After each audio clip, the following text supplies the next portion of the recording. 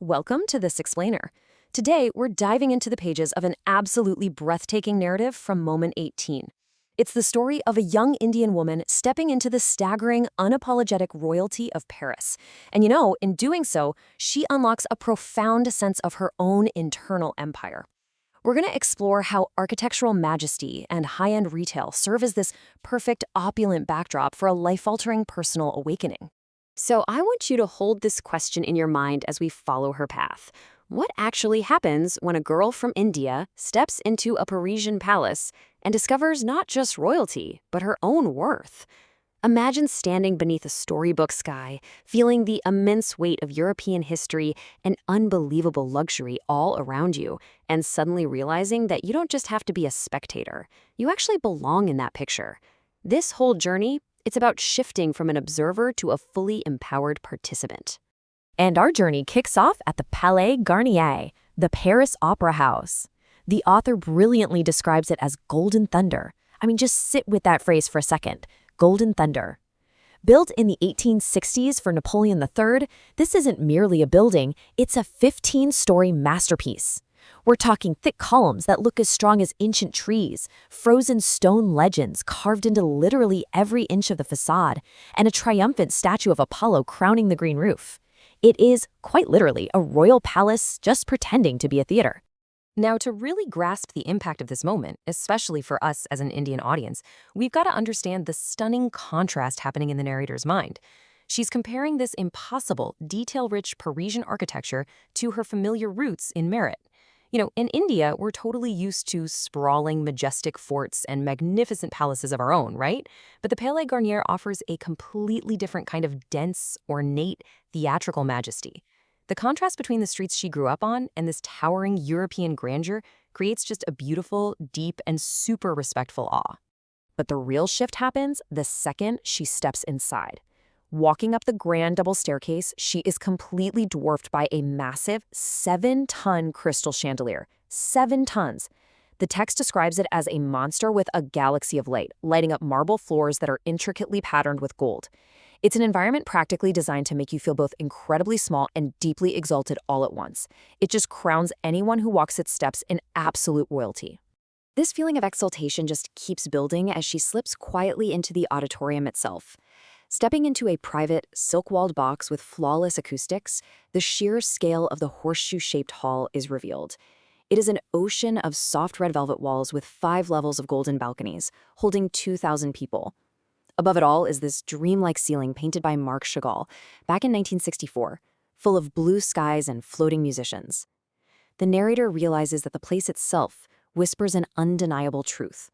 Paris understands art, Paris protects art, and Paris truly owns art. And then the space literally comes alive. Suddenly, this impromptu magic moment unfolds. While tourists are just staring open-mouthed at the architecture, a woman in a black velvet train steps right onto the marble floor. The room instantly falls silent. She takes a breath and delivers one perfect, glass-shattering high note. Just 5 seconds of sound, but it cuts through the hall like shining glass. This singer essentially becomes a mirror for our narrator. The explosive applause that followed confirmed it was a flawless piece of Parisian magic, but the real takeaway is this. She knew her value. She knew she was perfect, and she owned that space. The singer didn't smile, she didn't bow, she was completely, unapologetically in her power.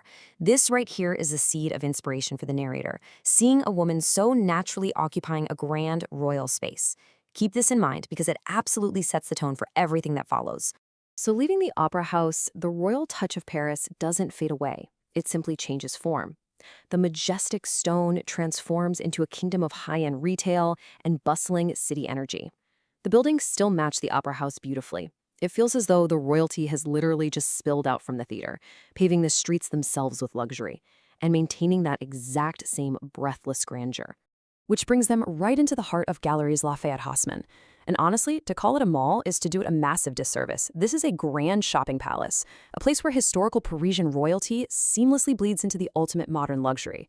Stepping inside these two connected buildings feels like shifting gears, but let me tell you, the scale and the absolute reverence for aesthetics remain just as breathtaking.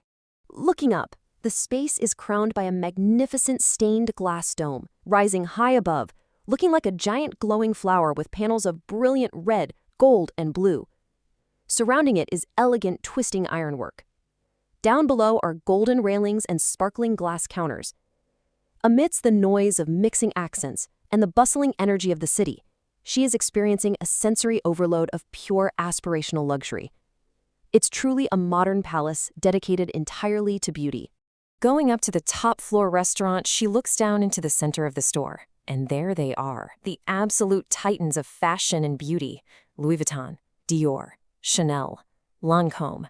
Names she had only ever seen in magazines back in Meerut are now beautifully, physically displayed right beneath her. Bathed in the warm light of the dome, these legendary brands are almost softly whispering for her to take them home. It's an incredibly powerful pull. But here we hit a very real, very relatable emotional wall. The pull of luxury versus the guilt of wanting. Amidst all those Dior dresses and Chanel bags, the Indian girl inside her feels briefly small. She feels this pang of guilt for even desiring these incredibly expensive treasures. It's a super common feeling, isn't it?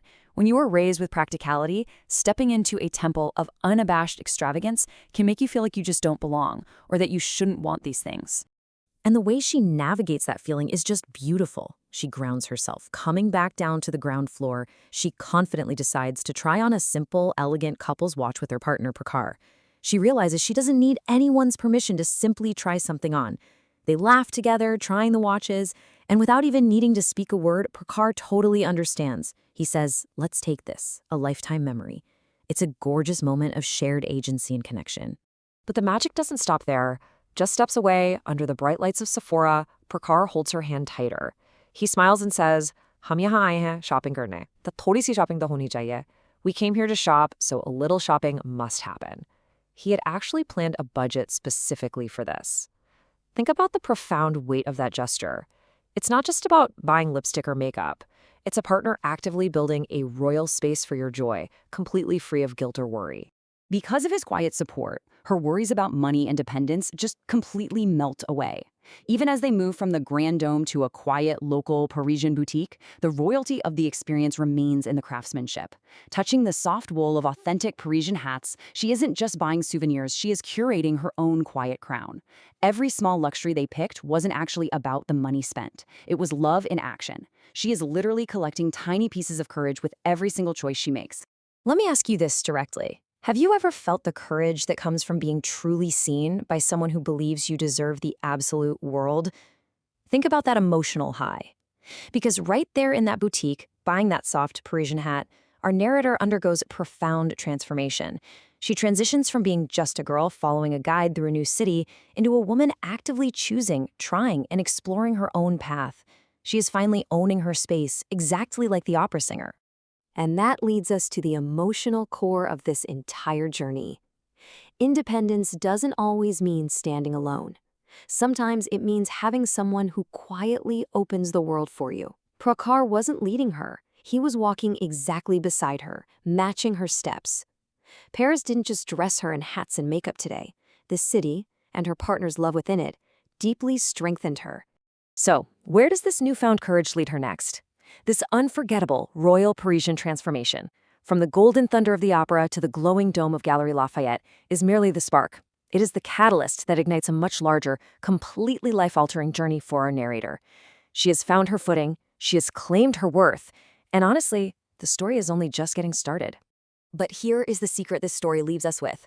The woman who walked into that opera house is not the same woman who walked out, and her most breathtaking, life-altering decisions haven't even happened yet.